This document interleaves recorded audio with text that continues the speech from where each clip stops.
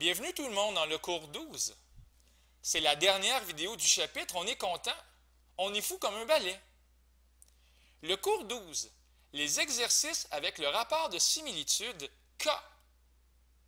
Quand je parle d'un rapport de similitude, ça veut dire que j'ai des figures ou bien des solides qui sont semblables.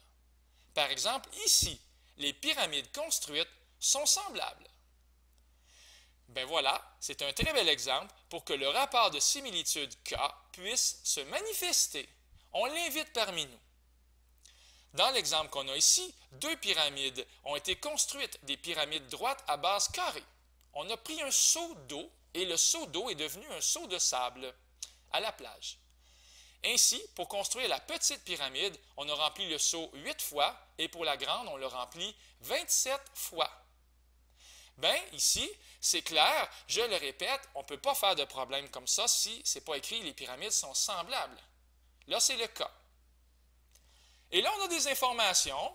La hauteur, c'est 30 cm pour la petite pyramide, mais on n'a pas la hauteur de la grande pyramide. C'est plate, parce que si on avait la hauteur de chaque pyramide, on pourrait comparer les hauteurs pour trouver le rapport de similitude. Ici, j'ai l'aire de la grande pyramide, l'aire de la base, mais je n'ai pas l'aire de la base de la petite. C'est plate, parce que si on avait l'aire de la base de chaque pyramide, on pourrait les comparer pour trouver, pas le rapport de similitude, mais le carré du rapport de similitude.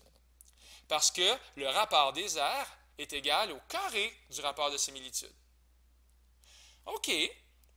Nous, ce qu'il faut trouver, c'est combien il y a de centimètres cubes de sable dans un seau.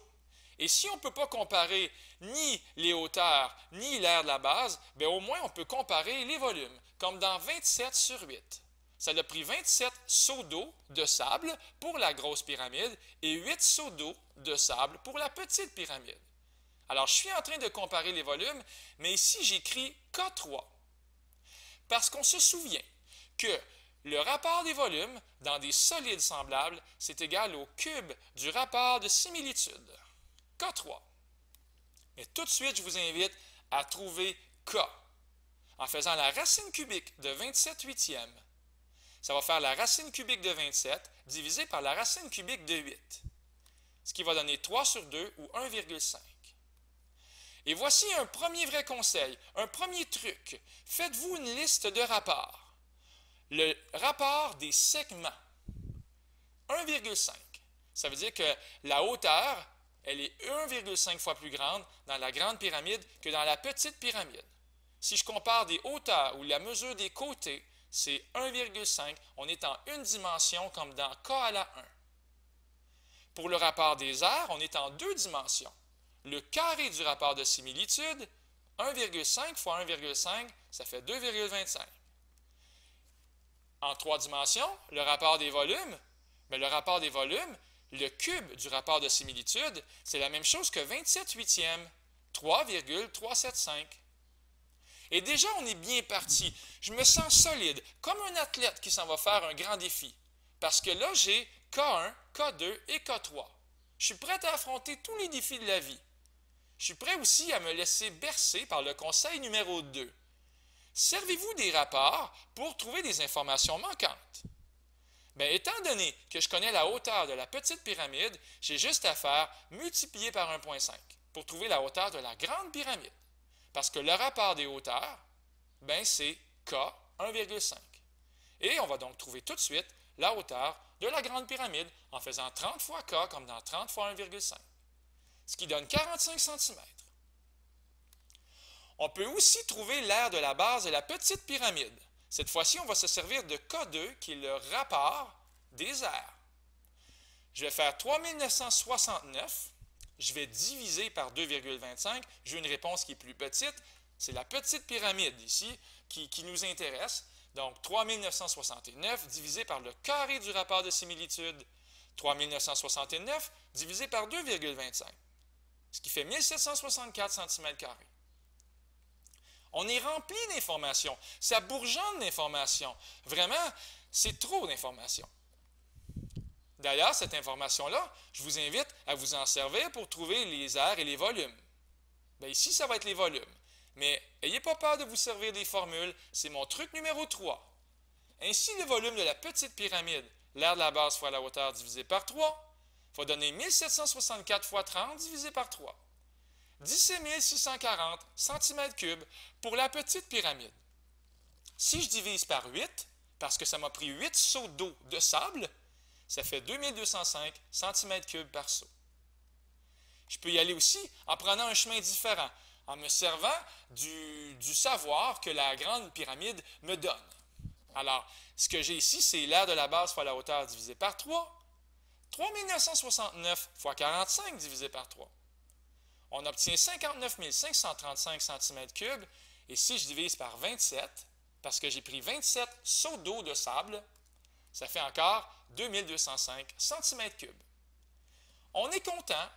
Le problème, il a été analysé sous toutes ses formes et je vous invite à suivre avec moi. On s'en va faire un dernier problème dans le chapitre. Un problème qui va mettre en vedette nos amis K1, K2 et K3. Cette fois-ci, ce sont des cylindres qui sont semblables. OK? Il faut 9 fois plus de peinture pour peindre la base du gros cylindre que pour peindre la base du petit cylindre.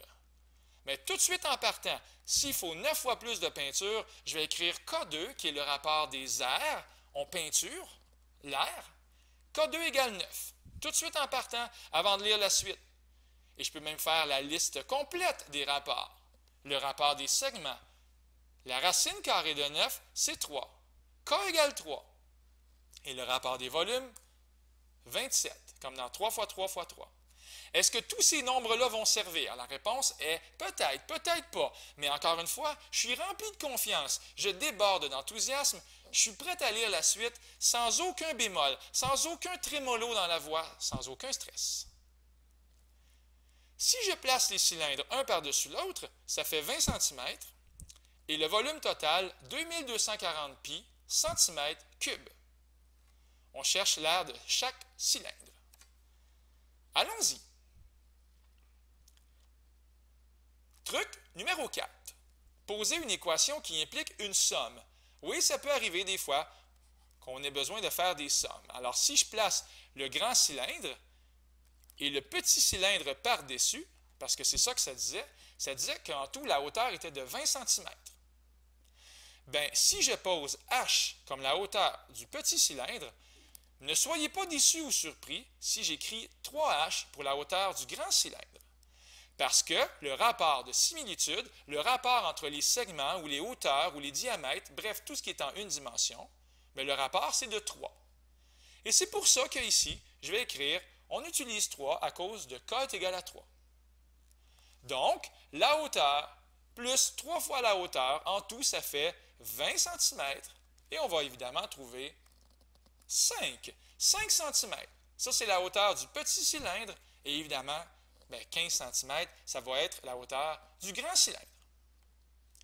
Et encore une fois, on va poser une équation qui implique une somme. Parce que ça dit quoi? Ça dit qu'en tout, le volume total, 2240 pi cm3.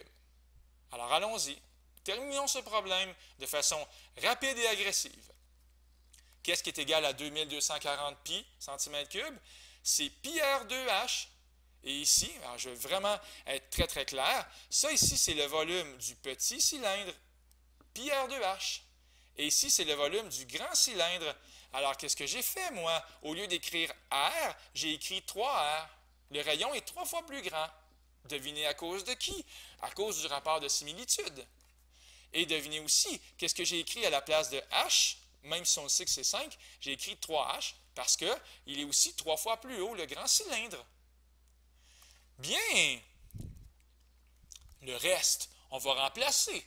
Sûrement que la hauteur va devenir 5 et que 3 fois la hauteur va devenir 15. Et regardez aussi ce qui s'est passé. 3R à la 2, comme dans 3R multiplié par 3R. Bien, c'est devenu 9R à la 2.